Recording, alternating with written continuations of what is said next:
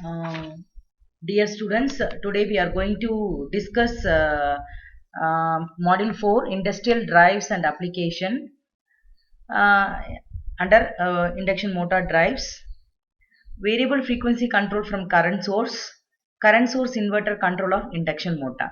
Okay. So here variable frequency control from current source. Already we have discussed variable frequency, how we are going to achieve variable frequency from the current source. In the last third module itself we have discussed, and the equivalent circuit also we have discussed. And here we are going to consider the motor control. Okay, so mainly we are concentrating on the motor control by varying the frequency. Okay, and here the rotor current will be given by xm.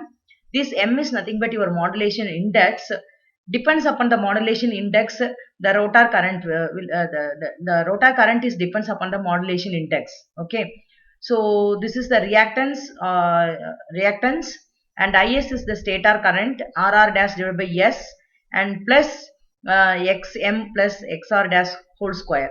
Okay, so here this 3 represents 3-phase induction motor. All these basics we have studied in the last module. I have told each and every derivation explanation. Now just this is the this variable frequency also I have explained how we are going to vary the frequency.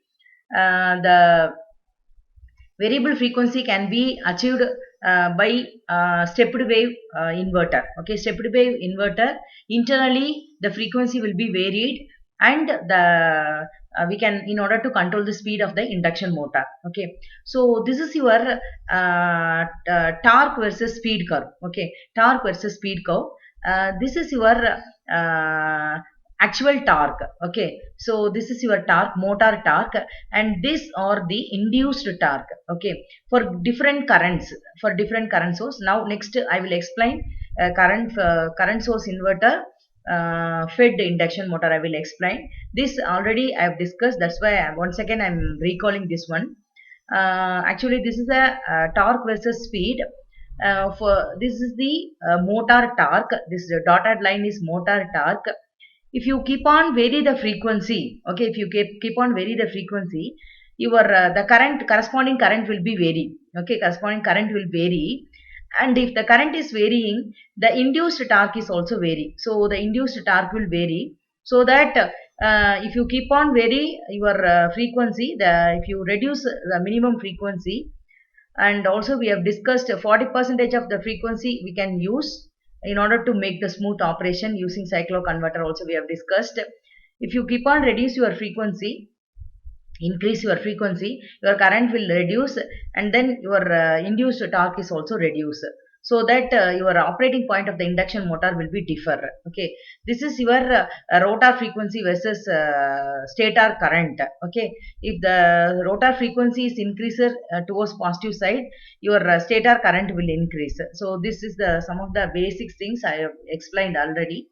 Now I'm going to discuss the current source inverter. Okay, current source inverter control induction motor. See here,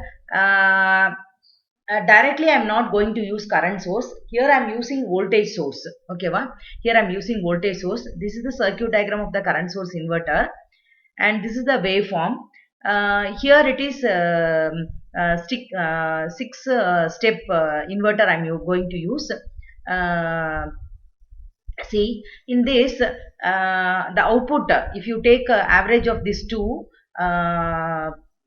waveforms, that is the complete waveform, if you take average value, it will be 0. So we are going to consider only the half waveforms for analysis.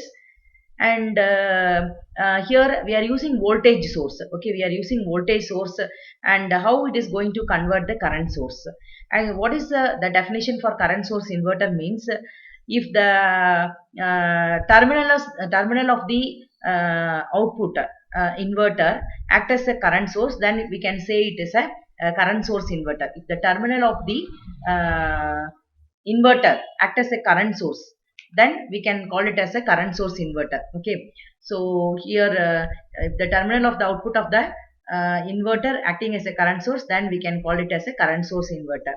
And here how we are going to convert this DC supply into how this voltage into current by implementing a huge bulky inductance. Okay, by implementing the huge bulky inductance. This by inserting this bulky inductance in series, the available voltage will be converted into current. That is ID. The available voltage will be converted into current. So here the current will be flowing into the inductance. Now this will be act as a current source inverter, and this output terminal, the output terminal will be act as a current source. Okay, the output terminal will be act as a current source, and here this inverter, the current source inverter will be act as we are using as a stepped wave inverter. A stepped wave inverter, we know that already. The stepped wave inverter, it will internally it will control only frequency, so it will not control the voltage. There is no control over the voltage. For that we need to design external circuit. We need to design external circuit to control the voltage. Here we are using see, this is your input part and this is your output part. Okay, this is your input part and this is your output part. So here in input we are having full wave bridge rectifier. Okay, sorry, semi controlled bridge rectifier, and output side also we are using semi controlled bridge rectifier. See here, this ID is the constant current. Okay, the ID is the constant current. So the magnitude of the current is totally depends upon your VD. If here VD is constant, okay, VD is not a variable one, VD is constant. So the ID current is also constant. So there is no change in the current. So current is also constant. The current is also constant because of that constant voltage which we are applying.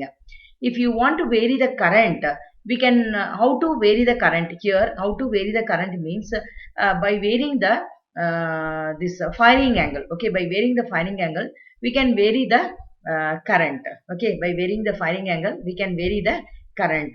And how to vary the frequency means here by varying the time period. Okay, by varying the time period, we can vary the frequency. Okay, that is internally it is happening in stepped wave inverter. It is internally happening. But how to vary the current means how to vary the voltage. How to vary the voltage in terms of current means it is we are using I by F technique. Okay, we are using I by F technique like V by F technique. How to vary the current in the sense by varying the firing angle we can vary the current. Okay, and the next one under under I by F technique, under I by F that is current to frequency technique, I by F technique. Uh, this always we have to make sure that this should be constant. Okay, the current and frequency should be constant. This ratio should be constant for feasible operation of your induction motor to get the maximum torque. Okay, so suppose we know that the flux is directly proportional to V by F. Okay, so if you vary the frequency, if you decrease the frequency, the flux will increase, and because the voltage here we are going to maintain constant, we are not going to vary the voltage. If you are varying the voltage, then the induced torque is varying, so that the operating point of your induction motor is also changing. That is the operating point of induction motor will be changing. So that here we are going to maintain this I by F is equal to constant. And one more thing, in order to get maximum torque and the feasible operation of the induction motor, we have to make this I by F is equal to constant. Okay, I by F is equal to constant.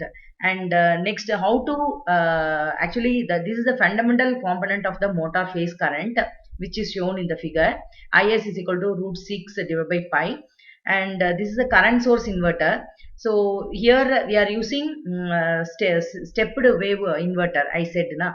So that stepped wave inverter means we cannot vary the voltage. So we are using, if the available supply is AC supply, then we need to use fully controlled rectifier.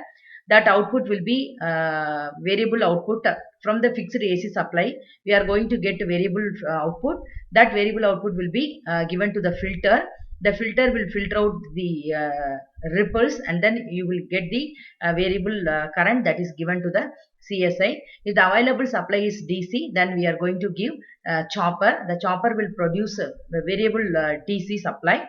that will be given to the inductor. That inductor will here we will get the current